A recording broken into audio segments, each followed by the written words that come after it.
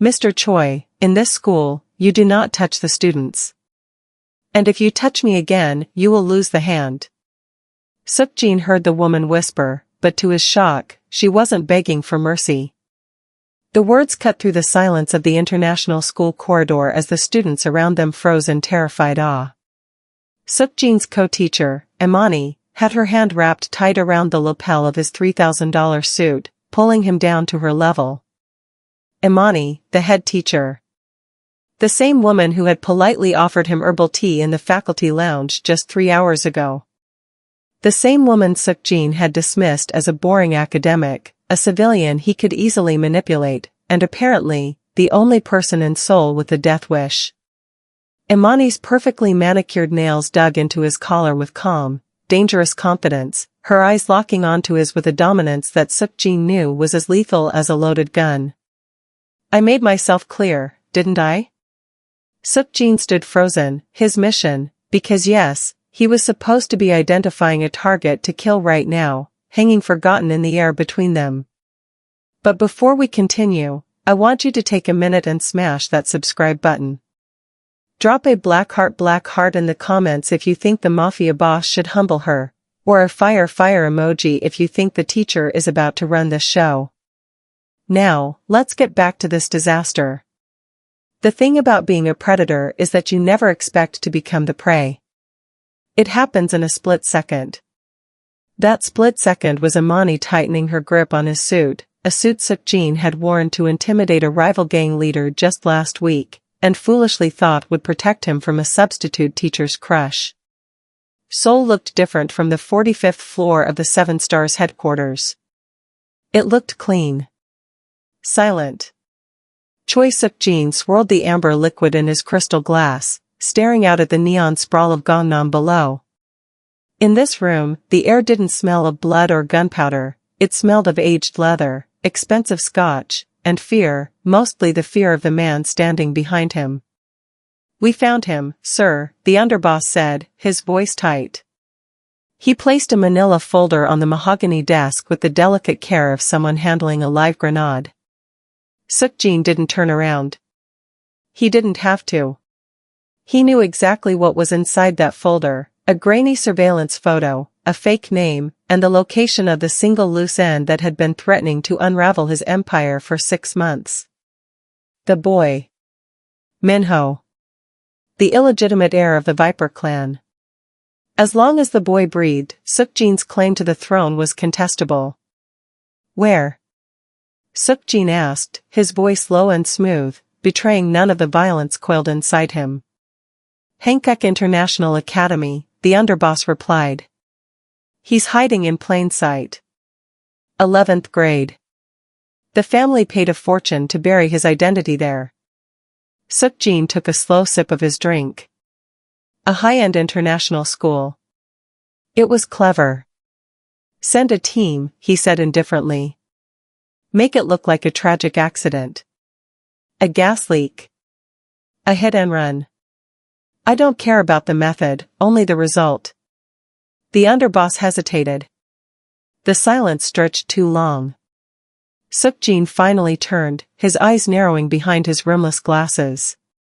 We can't, sir, the underboss stammered, avoiding eye contact. The school's security is military grade. The faculty is vetted by Interpol. If we send a hit squad into a school full of diplomats' children, we bring down the entire police force on our heads. We need a scalpel, not a hammer. We need someone inside. Someone who doesn't look like a thug.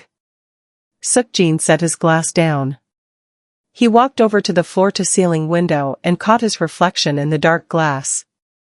He saw the tailored Italian suit, the manicured hands, the sharp, scholarly features that masked the brutality of his rise to power.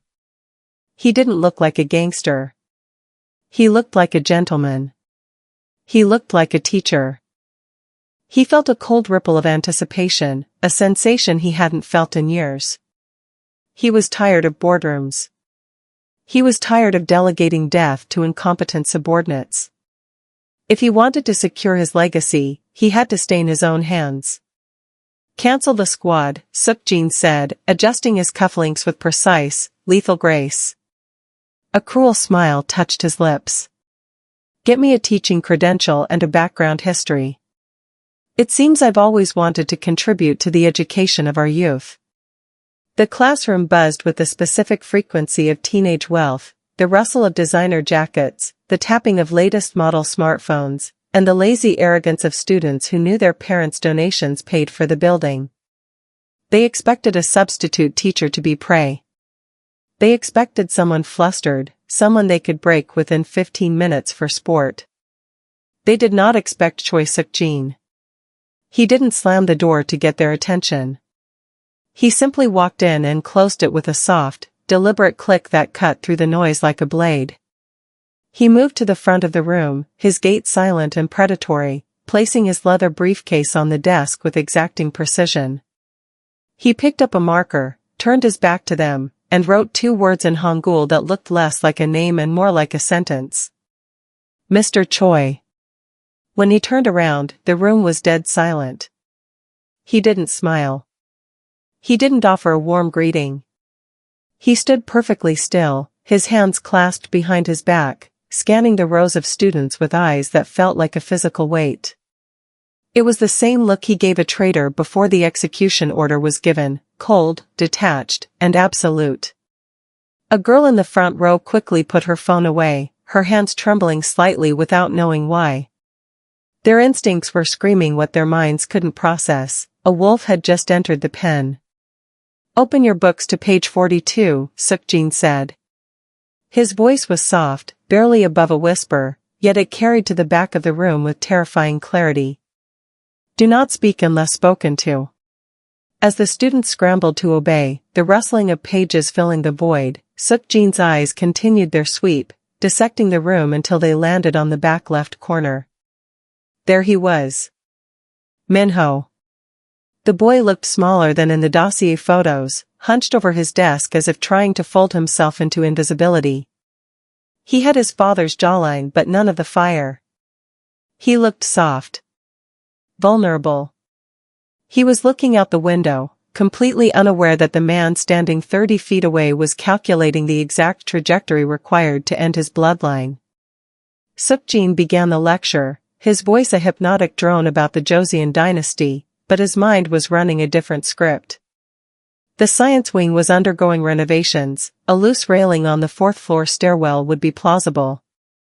Or perhaps the chemistry lab, a mix-up with reagents, a tragic inhalation of toxic fumes. It had to be clean. It had to be an accident. He walked down the aisle, the students parting like the Red Sea, shrinking away from his presence. He stopped next to Minho's desk. The boy flinched, looking up with wide, fearful eyes. Pay attention, Minho, Suk-jin murmured, his shadow falling over the boy. History is written by the survivors. He walked back to the podium, a ghost of a smirk playing on his lips. This was going to be easier than he thought. The silence Suk-jin had carefully constructed was shattered not by a shout, but by the rhythmic, purposeful click of heels against the linoleum. The classroom door opened, and the air in the room shifted instantly. The suffocating tension Suk-jin had imposed on the students evaporated, replaced by a collective exhale of relief. Imani stood in the doorway. She wasn't looking at the students, she was looking at him. She moved into the room with an authority that didn't require intimidation. She was the head teacher, the matriarch of this ecosystem, and she wore her position like armor. She didn't say a word, simply nodding to the class before taking a seat at the very back of the room. She crossed her legs, notepad in hand, and waited. For the first time all morning, Suk-jin felt a prickle of irritation. He was used to being the observer, the man behind the one-way mirror. Being observed felt like an itch he couldn't scratch. He finished the lesson with his usual mechanical perfection, but he could feel her gaze burning into the back of his neck, dissecting him, stripping away the layers of his performance. When the bell finally rang, the students fled as if escaping a burning building. Suk-jin began to organize his papers, taking his time, waiting for her to approach. He decided to play the role of the eager, humble substitute. He would dazzle her with politeness, disarm her with a smile that had charmed heiresses and politicians alike. "I hope my methods meet your approval, Ms. Imani," Sukjin said, turning to face her with a practiced, devastatingly charming smile. "I believe in maintaining a structured environment." Imani didn't smile back. She stood up, closing the distance between them. Up close, her presence was even more formidable. She smelled of vanilla and steel. "You terrified them," she stated flatly. Her voice was low, rich, and completely unimpressed. "I commanded their attention," Sukjin corrected smoothly, leaning back against his desk to appear relaxed, inviting intimacy. Adolescents respond to strength. Without order, there is chaos. "I assume you want the best for them?" "I want them to learn, Mr. Choi. Not to survive you." She stepped closer, invading his personal space just enough to unsettle him. "You walk around this room like you're patrolling a perimeter. You look at these children like they're potential threats. It's cold. And it's unnecessary." Sukjin chuckled softly, a low rumble meant to diffuse the tension and pivot to flirtation. He dropped his voice to a conspiratorial whisper, the kind that usually made women lean in. "Perhaps I'm just a little intense. I'm new to this world. Maybe you could mentor me? I'm a quick study. Over dinner, perhaps?" The air between them froze. Imani looked at him, really looked at him, with eyes that saw right through the expensive suit and the fake smile. She didn't blush.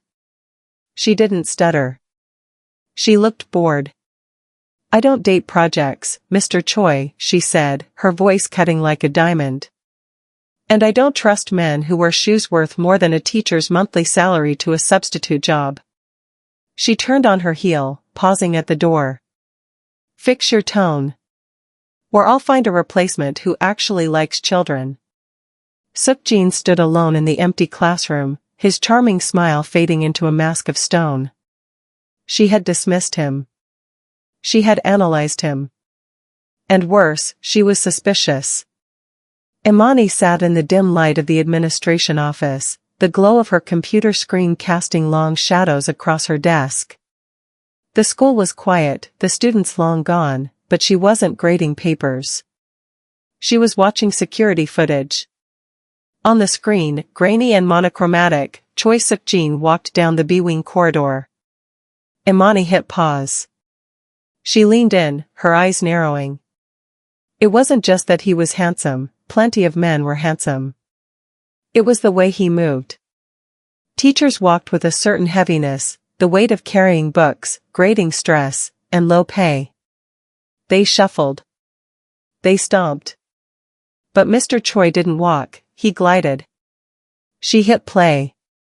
He moved through the crowded hallway on the screen without brushing against a single student, slipping through gaps in the crowd like water. His footsteps were non-existent. Even now, remembering him leaving her classroom earlier, she recalled the unsettling silence of his departure. It was the walk of a man trained to approach without being heard. It was the walk of a predator. And then there were the shoes. Imani knew quality.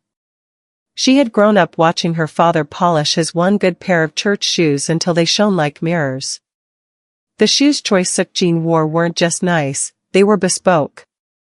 Hand-stitched Italian leather, the kind that cost more than her car payment. A substitute teacher in Seoul made barely enough to cover rent, let alone afford footwear that whispered wealth with every silent step. "Who are you really?" she whispered to the empty room.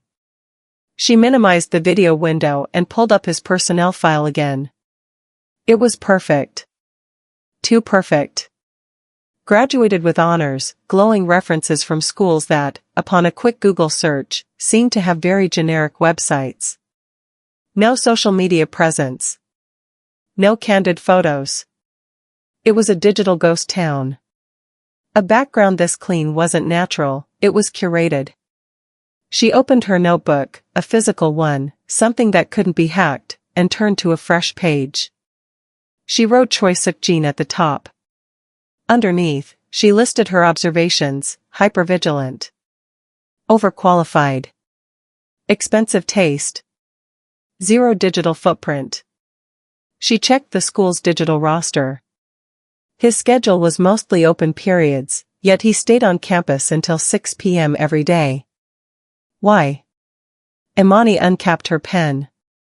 If he was going to treat her school like a hunting ground, she would treat him like the fox in the henhouse. She began to map out his free periods against the locations of the security cameras. She would track him. She would see where he went when he thought no one was watching. She wasn't just a teacher protecting her students anymore, she was the gatekeeper, and Mr. Choi had just tripped every alarm she had. The gymnasium smelled of rubber mats and adolescent adrenaline.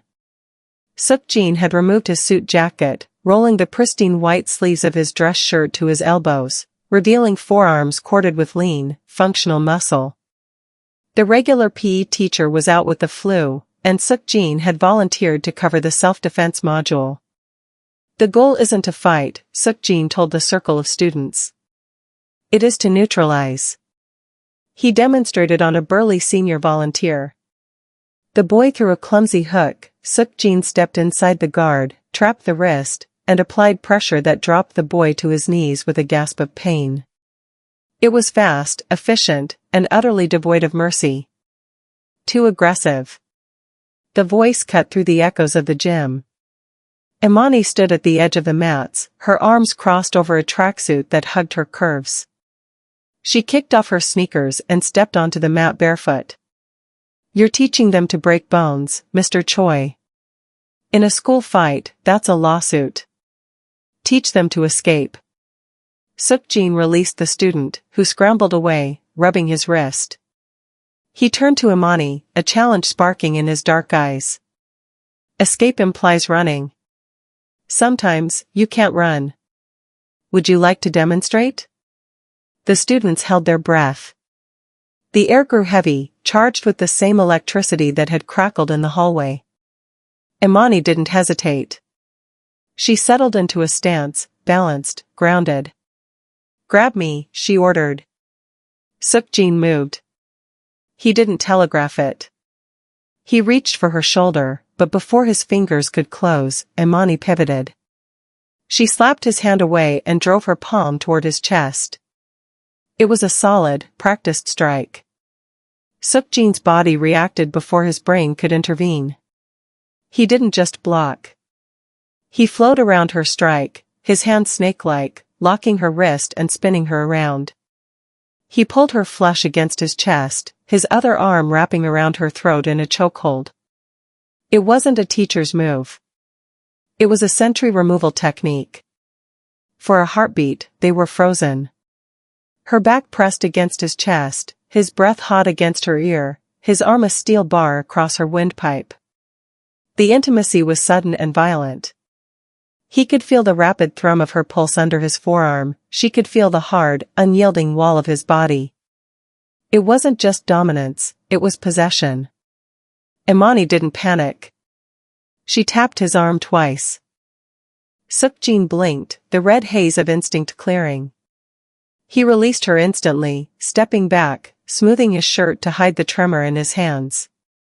He had almost snapped her neck. Imani turned slowly, rubbing her throat. She wasn't looking at him with anger, but with a terrifying dawning realization. Her eyes searched his, stripping him bare. You didn't learn that in a dojo, she whispered, low enough that only he could hear. You don't fight for points, Mr. Choi. You fight for blood. The cafeteria was loud, a cacophony of privileged laughter and clattering silverware, until the sound of a metal tray hitting the floor silenced the room. Minho stood by the trash cans, his uniform soaked in banana milk and kimchi stew. Looming over him was Jae-sang, the son of a tech mogul who treated the school like his personal fiefdom. Jae-sang laughed, a cruel, jagged sound, and shoved Minho hard against the wall. Clean it up, charity case, Jae-sang sneered, raising a hand to slap the cowering boy. The slap never landed. Suk-jin caught Jae-sang's wrist in midair. He didn't just catch it, He arrested the motion with the sudden, jarring finality of a car crash. He hadn't intervened to save Minho. He intervened because Minho was his target, his prey, and nobody touched Sukjin's property without permission. "Let go of me!" Jae-sang shouted, his face twisting from shock to outrage. "Do you know who my father is?" "I don't care," Sukjin said softly. Jae-sang made the mistake of trying to punch the teacher with his free hand. Sukjin didn't blink. He sidestepped the clumsy blow and twisted Jae-sang's captured arm behind his back, forcing the boy's torso down. He applied pressure to the elbow joint, just a few pounds of force, calculated with geometric precision. Jae-sang shrieked, his knees buckling. It should have stopped there. A teacher would have released him. But Sukjin wasn't a teacher.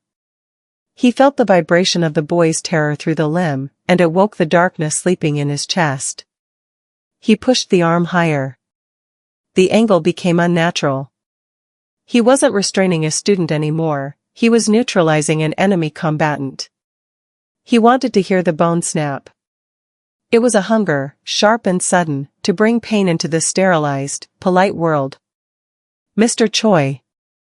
The shout broke the trance. Sukjin looked up.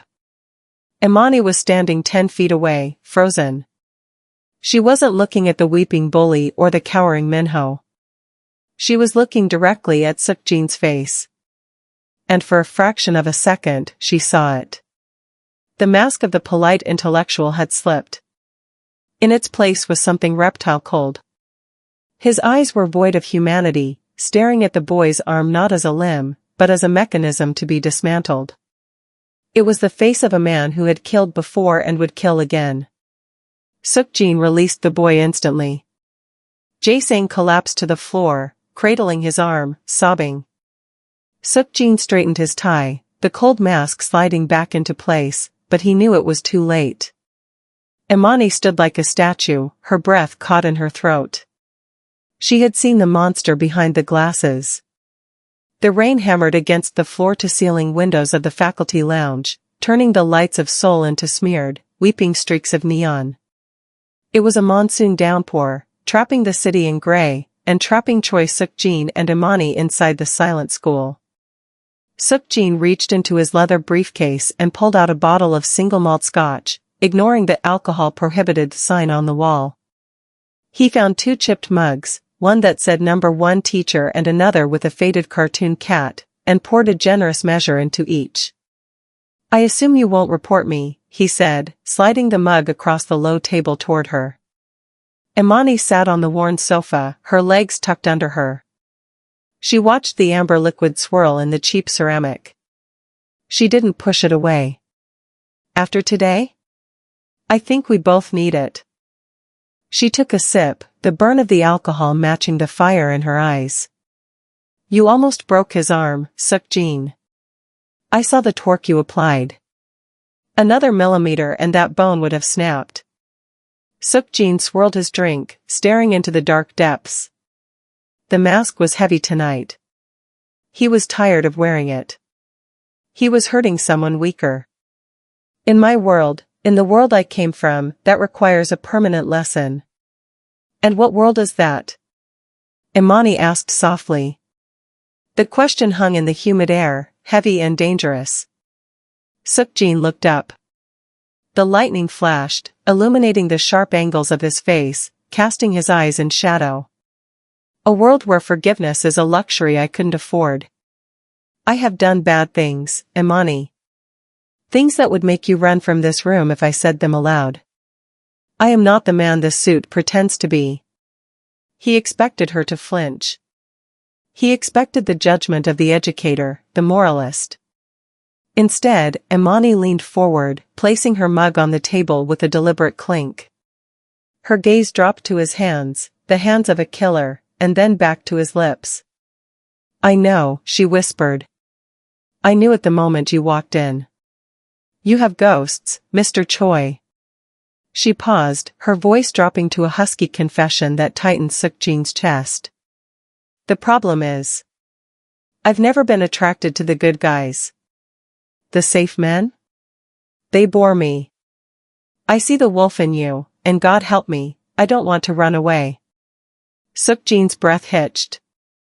The air between them crackled, charged with a voltage higher than the storm outside. But listen to me, Imani said, her voice hardening, the steel returning to her spine. She leaned in until her face was inches from his, her scent of vanilla intoxicating him. This is my school. These are my children. If you bring your storm into my house, if you let your darkness hurt one of my students, I won't just fire you. I will destroy you. Sukjin looked at her, beautiful, terrifying, and utterly magnificent. For the first time in his life, he wasn't sure if he wanted to kill the threat or kneel before it. The vibration against his ribs felt like a stopped heart. It wasn't the sleek smartphone he used for school emails, it was the cheap, disposable burner tucked deep in the inside pocket of his jacket. The one that only rang for body counts. The sound severed the invisible thread pulling him toward Imani. The charged silence between them shattered, replaced by the cold, mechanical reality of who he actually was. Sukjin stepped back, the loss of her warmth hitting him like a physical blow. He saw the confusion flicker in her eyes, followed immediately by the return of her walls. I have to take this, he said, his voice dropping an octave, becoming rough and unrecognizable. He didn't wait for her permission. He walked out of the faculty lounge and into the dark corridor, pressing the phone to his ear. Speak, he commanded. You're taking too long, boss.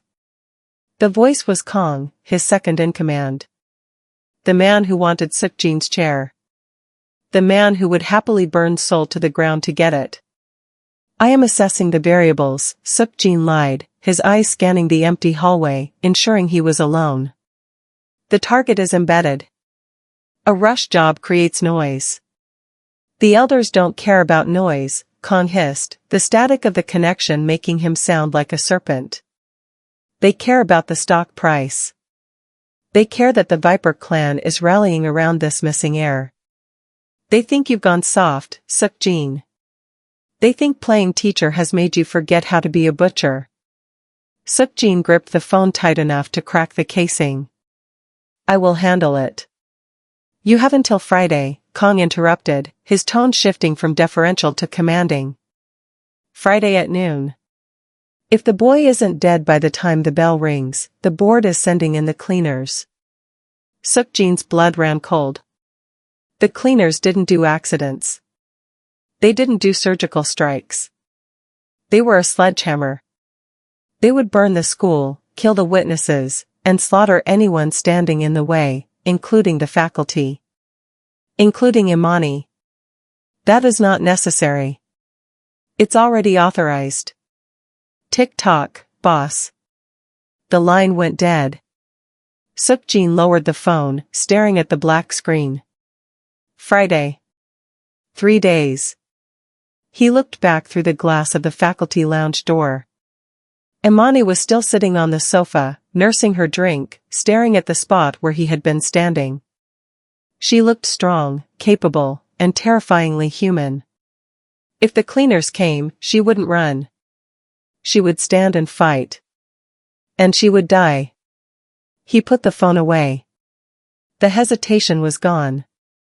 The only way to save the woman inside that room was to kill the boy. The clock had started, and it was louder than the storm. The field trip to Bukhansan National Park was a logistical nightmare of headcount checks and whining teenagers, but for Choi Suk-jin, it was a tactical gift. The granite peaks offered blind spots, steep drops, and a dozen plausible scenarios for a tragic slip. He tracked Minho from a distance, moving through the pine trees like a shadow. The boy had wandered away from the group, drawn to a secluded observation deck overlooking a jagged ravine.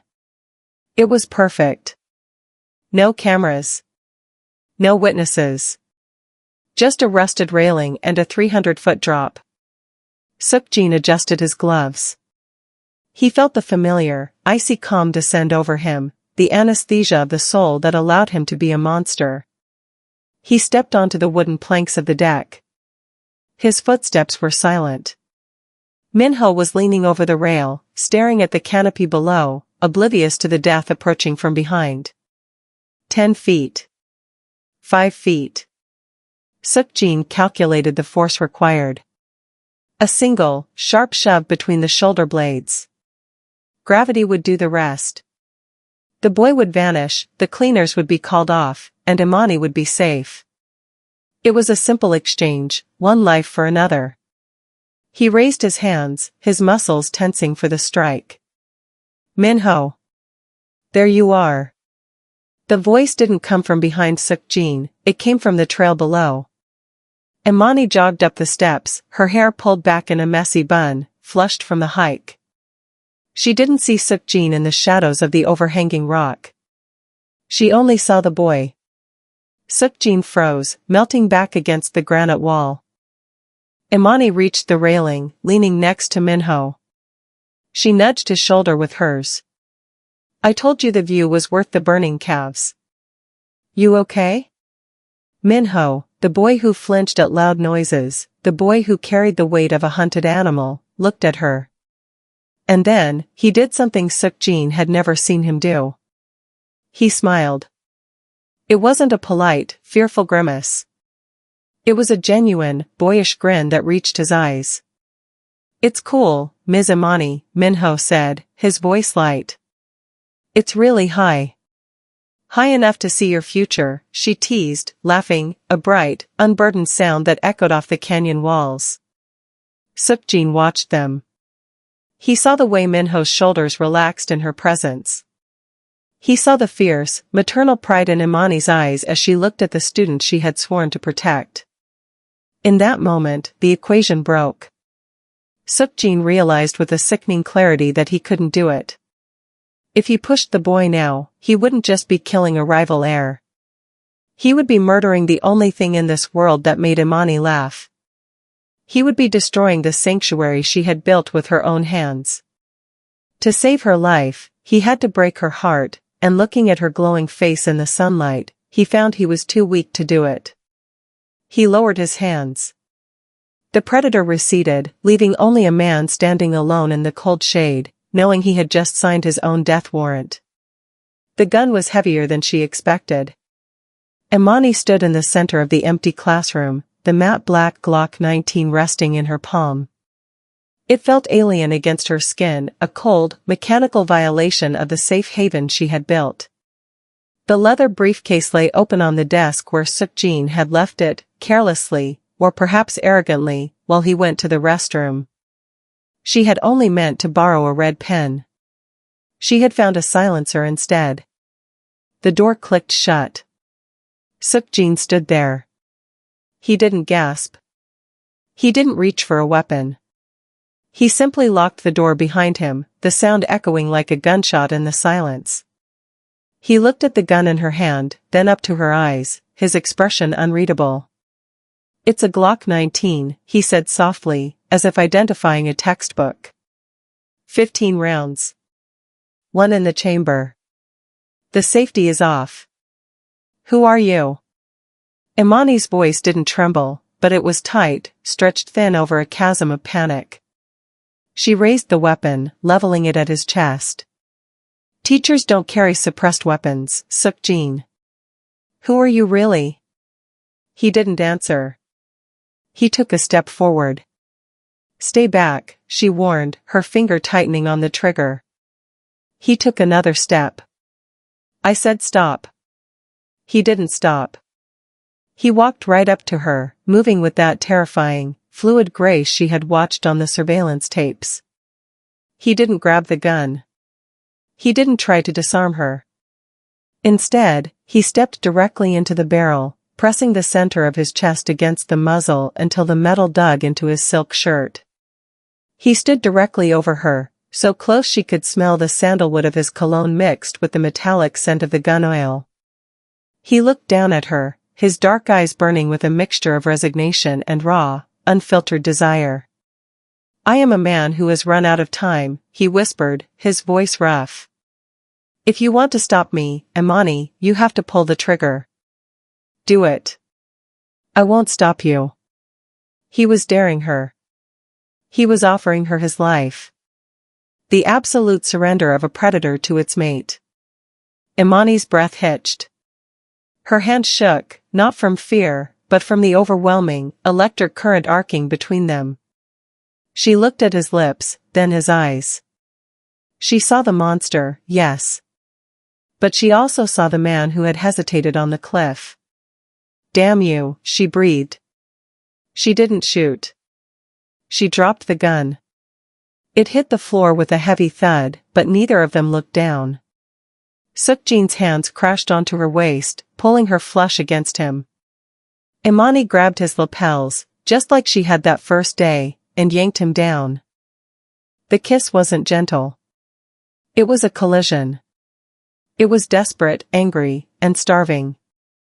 It tasted of scotch and secrets. Sukjin kissed her like he was trying to memorize her, his hands tangled in her hair, while Imani kissed him like she wanted to consume him before he could destroy her. For 10 seconds, the world didn't exist. There was only the heat of their bodies and the dangerous slide of silk against skin. Then, reality returned.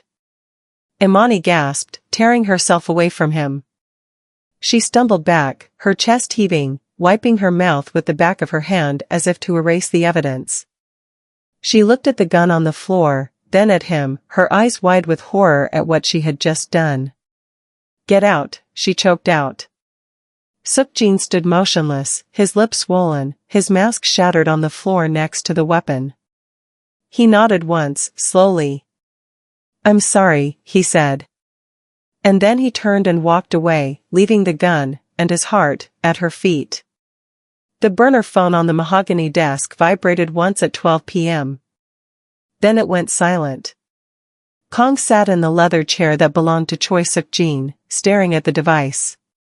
He had been waiting for this silence for 5 years. A confirmation call meant Suk-jin was still the ruthlessly efficient machine the syndicate feared. Silence meant he was broken. "He didn't make the call," Kong said, his voice echoing in the vast, dim office.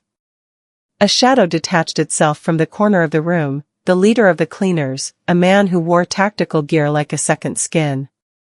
"Then the contract is void. We move to phase 2. Kong stood up, walking to the window. He looked down at the city, feeling the intoxicating rush of power. Suk-jin had been the golden boy, the untouchable heir, but he had committed the one sin the underworld could not forgive. He had developed a conscience. "The boy is still at the school," Kong stated, turning back to the operative. "But Suk-jin is compromised. He will try to protect the target. If we send a single assassin, Suk-jin will see him coming. He knows our playbook." "So we changed the playbook," the cleaner replied. "We stop using a scalpel. We use a hammer."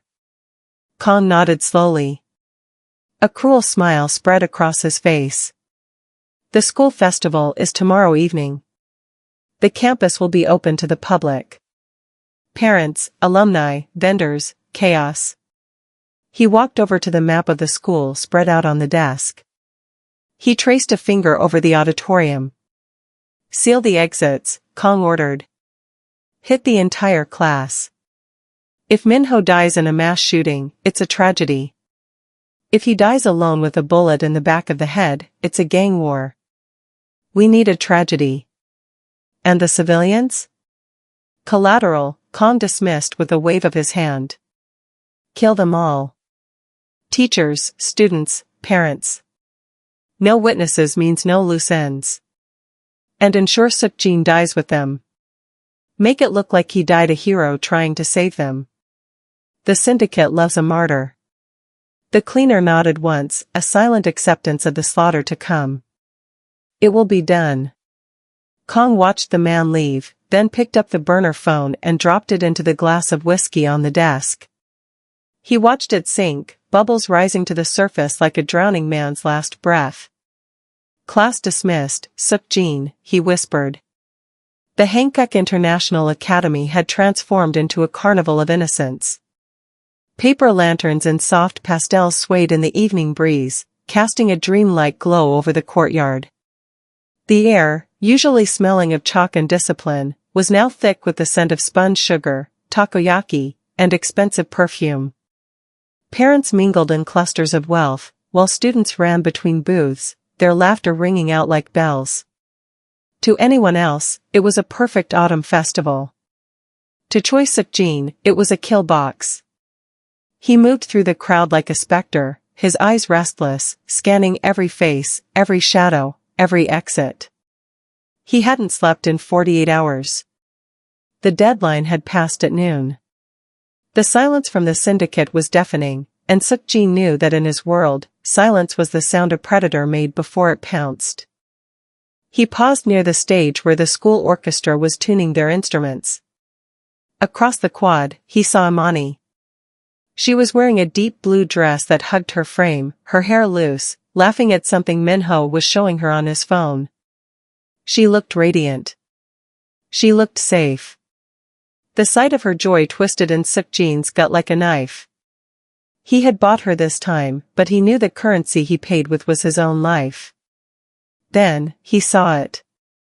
A white van backed slowly into the loading dock near the cafeteria entrance. Gourmet catering, the side panel read. 2 men jumped out to unload heavy, reinforced crates.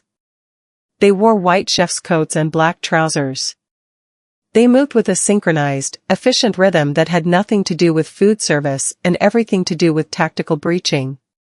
Suk-jin narrowed his eyes, focusing on the taller of the 2 men. As the man reached up to wipe sweat from his brow, his sleeve slipped down.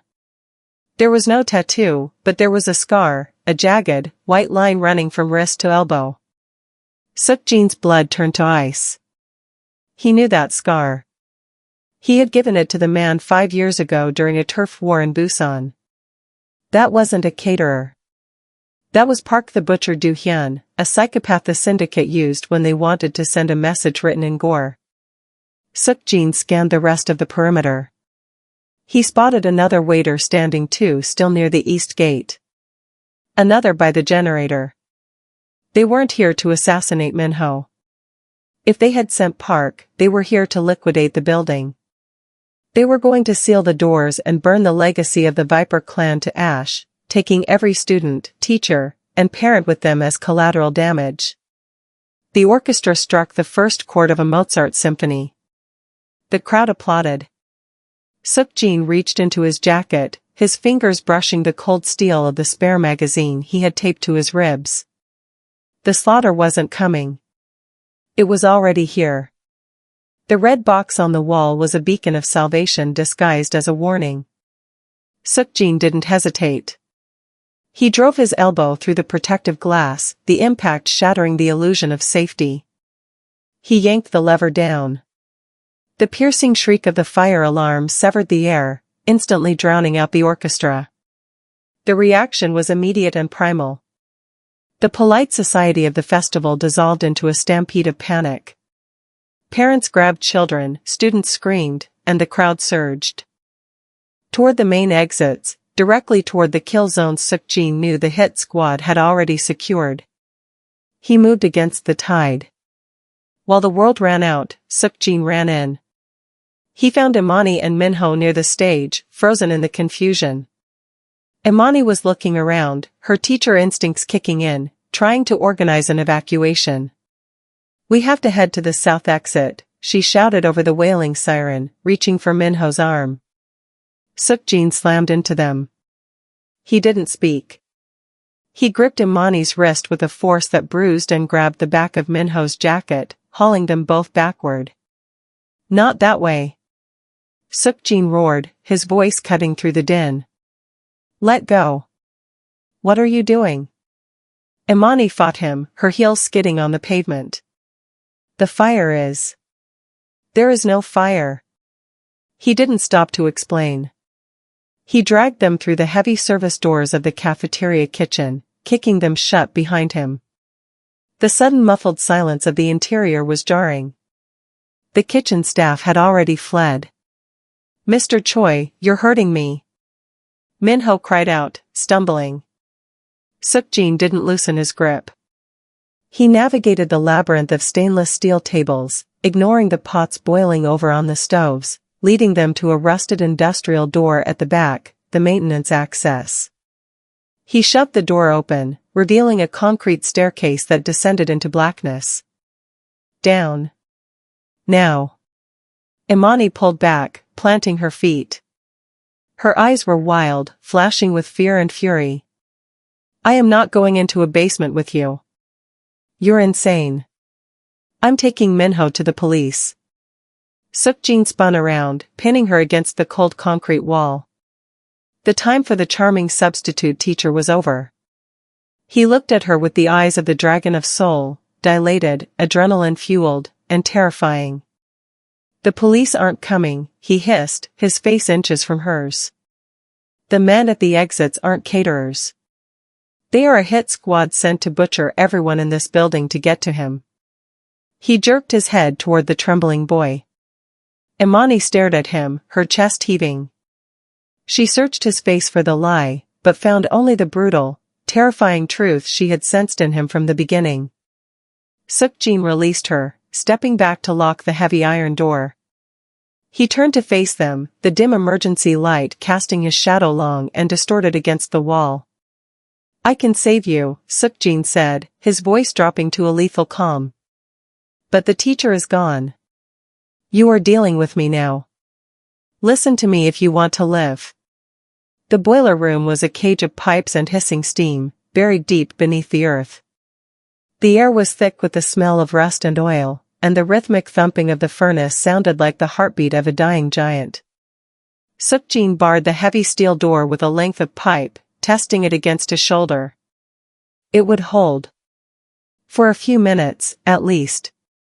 He turned around to find Minho sliding down the wall, clutching his knees, trembling so hard his teeth chattered. Imani stood over the boy, her chest heaving, her beautiful dress torn at the hem, ruined by the grease of the underworld. Why? Minho choked out, looking up at Suk-jin with wide, watery eyes. Why are there men with guns? I didn't do anything. Suk-jin looked at the boy. He could lie. He could tell him it was a mistake, a kidnapping for ransom, a random act of terror. But the lie tasted like ash in his mouth. The time for masks was over. They aren't here for money, Minho, Suk-jin said, his voice flat and devoid of the teacher's warmth. They are here because of your blood. You are the son of the Viper. And as long as you live, their empire is at risk. Imani stepped forward, placing herself between Suk-jin and the student. How do you know that? How do you know who his father is? Suk-jin met her gaze. The darkness in the room seemed to gather around him. Because I was hired to end his bloodline. The silence that followed was heavier than the steel door. Imani blinked, the words striking her like a physical blow. She shook her head slightly, a desperate, silent plea for him to take it back. I didn't come to this school to teach history, Imani, Suk-jin continued, his confession surgical and cruel. I came to kill him. I was supposed to push him off the cliff at Bukhansan. I was supposed to stage an accident in the lab. I am not a teacher. I am the executioner who hesitated. The betrayal broke her. The shock on Imani's face twisted into a mask of pure, white-hot rage. She reached into the folds of her dress, where she had kept the Glock since the confrontation in the classroom, and raised it. Her hand didn't shake this time. She aimed the barrel directly at Suk-jin's face. You monster, she hissed, her voice cracking. I let you in. I let you near him. Yes, Suk-jin replied softly. He didn't raise his hands. He didn't step back. He looked at the gun with a strange sense of peace. You did. And that was your mistake. Give me one reason why I shouldn't blow your brains out right now, Imani screamed, the tears finally spilling over. You hunted a child. I did, Suk-jin agreed. He took a step toward her, the gun barrel pressing against his forehead. But I stopped. And now, I am the only thing standing between that boy and the meat grinder upstairs. Shoot me, Imani. But know that when you do, the door opens, and they will not hesitate like I did. The steel door didn't just rattle, it screamed. A deafening, metallic boom echoed through the small chamber, shaking dust from the ceiling pipes. Imani flinched, the gun wavering in her hand. That was a breaching ram, Sukjin said calmly, as if commenting on the weather. The next hit will take the hinges. The third will clear the room. He looked at Imani. The hatred in her eyes was still there, burning hot and bright, but beneath it was the paralyzing realization that she was out of her depth. She was an educator, a protector of minds. She was not a soldier. Imani, Sukjin said, his voice soft but commanding. He reached out, his hand hovering over the barrel of the Glock. Give it to me. No, she whispered, though her grip was loosening. You can kill me later, he promised, his eyes locking onto hers. I will let you. But right now, if you hold that gun, you die. And Minho dies. Another boom. The door buckled inward, a jagged seam of light appearing at the frame. Imani let out a ragged breath, a sound of pure defeat, and surrendered the weapon. Sukjin took it instantly. The transformation was terrifying. The moment the grip settled into his palm, his posture shifted. He checked the chamber and racked the slide in one fluid motion, his body angling toward the door. He wasn't a man anymore, he was a weapon. He grabbed Imani's shoulder and shoved her roughly toward the massive, rusted furnace in the corner. Get behind it. Cover Minho's ears. Do not look. Do not come out until it is silent. Sukjin, she said, clutching his sleeve. She didn't know why she said his name. It wasn't forgiveness. It was a plea. He paused. For a second, the cold efficiency in his eyes fractured. He reached up, his thumb brushing the tear track on her cheek, a touch that was both a goodbye and an apology. I am going to hell for the life I have lived, he murmured, leaning close to her ear. So let me do the one good thing I will ever do. He pushed her into the shadows and turned back to the light. The third hit came. The hinges sheared off with a screech of tearing metal. The heavy door crashed inward, filling the room with a cloud of concrete dust and the blinding beams of tactical flashlights. Sukjin didn't wait. He didn't seek cover. He dove directly into the dust cloud, into the teeth of the assault. He fired 3 times, pop, pop, pop. The suppressed shots were quiet whispers of death. 2 shadows in the doorway crumpled instantly. Sukjin rolled, coming up on one knee, and fired again. He wasn't fighting for survival, he was fighting for redemption. And he was fighting with the rage of a man who had finally found something worth dying for. The silence was a lie. Just as Sukjin turned to check on Imani, the shadows near the shattered door frame shifted. A single, slow clap echoed through the steam-filled room. Impressive, a familiar voice drawled. Messy, but impressive. Sukjin froze. He knew that voice. He had trusted that voice with his life, his money, and his empire for 10 years. He turned slowly to see Kong, his right-hand man, stepping over the corpse of the butcher. Kong looked pristine in a charcoal suit, holding a suppressed pistol with casual indifference. You should have just killed the boy, Sukjin, Kong sighed, shaking his head. You made this complicated. Kong didn't aim at Sukjin. He aimed at Imani. There was no time for negotiation. No time for clever words. Kang's finger tightened on the trigger. Sukjin moved. He didn't dive for cover, he dove for her. The gun coughed, a dry, sharp sound. Sukjin slammed into Imani, knocking her back against the furnace just as the bullet tore through the air where her heart had been. But the bullet didn't miss. It found a new target. Sukjin grunted, a wet, heavy sound, as the round punched through his lower shoulder, spinning him around. No.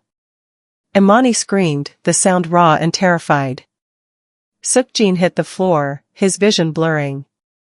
The pain was a white-hot spike, but the adrenaline was stronger. He saw Kong adjusting his aim for a second shot, a look of mild annoyance on his face. Suk-jin roared, pushing himself up from the blood-slicked concrete. He didn't have a weapon. He didn't need one. He was the weapon. He launched himself at Kong before the second shot could go off. They collided with the force of a freight train, crashing into the metal shelving. The gun skittered across the floor, lost in the dark. This wasn't a duel. It was an execution. Kong was younger, faster, and uninjured. He drove a knee into Suk-jin's bleeding wound, forcing a gasp of agony from him. Kong wrapped his hands around Suk-jin's throat, squeezing with the desperate strength of a man who knew he had missed his shot. Die, you traitor! Kong spat, his thumbs digging into Suk-jin's windpipe. The throne is mine. Suk-jin's vision darkened at the edges. He couldn't breathe. But he looked into the eyes of the man he had treated like a brother, and he felt nothing but cold, absolute resolve. Suk-jin's hand found a loose shard of the shattered pressure gauge on the floor, a jagged piece of glass the size of a knife. He didn't hesitate. He drove the glass upward, into the soft hollow under Kang's jaw. Kang's eyes went wide. His grip faltered. He gurgled, a wet, horrifying sound, as Suk-jin twisted the shard. The throne, Suk-jin whispered, his voice a ruined rasp, is a grave. He shoved Kong away. His right-hand man crumpled to the floor, clutching his throat, and then went still. Suk-jin slumped against the wall, clutching his bleeding shoulder. The room was finally, truly silent, save for the hissing steam and the terrified breathing of the woman and child he had just bought a future for. The wail of sirens cut through the heavy air, a rising scream that signaled the end of the world they had just survived. Blue and red lights began to strobe against the high windows of the boiler room, cutting through the steam like frantic heartbeats. Choi Suk-jin stumbled, his hand pressing hard against the spreading crimson stain on his shirt. The adrenaline was fading, leaving behind only the cold, sharp bite of the bullet wound and the exhaustion of a man who had carried the weight of a kingdom for too long. He looked at the heavy iron door leading to the maintenance tunnels. He had 2 minutes, maybe less, before the tactical units breached the basement. Imani scrambled toward him, her hands hovering over his injury, her eyes wide with panic. You're bleeding. We need to, the paramedics are coming. Just stay down. Suk-jin caught her wrist. His grip was weak, but his gaze was steady. If I am here when they enter, I will go to prison for the rest of my life. And the syndicate will reach me there. He pulled himself upright, using the wall for support, his breath coming in ragged gasps. I have to vanish. You'll die out there, Imani cried, tears cutting tracks through the dust on her face. I died a long time ago, Imani, he whispered. You just woke me up for a little while. He looked at Minho. The boy was huddled by the furnace, traumatized but alive. The air was safe. The contract was fulfilled. Suk-jin turned back to Imani. He reached out, his hand trembling slightly, and cupped her jaw. His thumb brushed her cheek, leaving a smear of bright, fresh blood against her skin. It was a mark of ownership, a mark of sin, and a mark of love. You were the only lesson I never wanted to end, he said softly. The sounds of boots thundering down the stairs echoed from the hallway. Suk-jin stepped back, his hand falling from her face. The mask of the ruthless killer slid back into place, but his eyes remained painfully human. Class dismissed. He turned and limped into the shadows of the maintenance tunnel, disappearing into the dark just as the main doors were kicked open. Police! Drop your weapons! Imani stood amidst the wreckage of the boiler room, the steam swirling around her like ghosts. She didn't raise her hands immediately. She looked down at her palms. They were stained with his blood. She looked at the empty darkness where he had gone, and she realized with a terrifying clarity that the woman who had walked into the school this morning was gone. She had stared into the abyss, and the abyss had loved her back. The police swarmed the room, securing Minho, asking questions she couldn't hear. Imani just stared into the black mouth of the tunnel, wondering if the wolf had found a place to die, or if he was still out there, waiting in the dark. And that is the end of the story. The Mafia boss is gone, the teacher is changed forever, and the secret remains buried in the ruins of the festival. If you enjoyed this story, smash that like button and subscribe for more dark romance and thrillers. And let me know in the comments, do you think Seokjin survived his wounds, or was this his final sacrifice?